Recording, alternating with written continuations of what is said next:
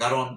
আমার দেশের মানুষ, ছাত্র জনতা গত তিনটা নির্বাচনে ভোট দিতে পারেনি। আজকে যাদের নেতৃত্বে দ্বিতীয় স্বাধীনতা এসছে তারা কিন্তু কেউই বাংলাদেশে ভোট দিতে পারেনি,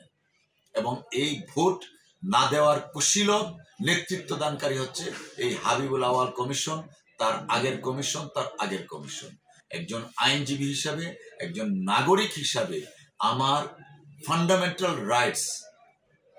ভোটাধিকার কেড়ে নেওয়ার জন্য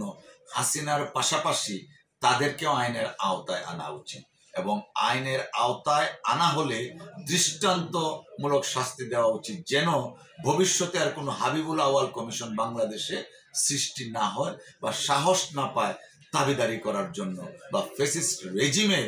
ক্ষমতা নবায়নের এজেন্ট হিসাবে কাজ করার জন্য দুঃসাহস যেন না পায়, সেজন্য তাদেরকে আইনের আওতায় আনা উচিত।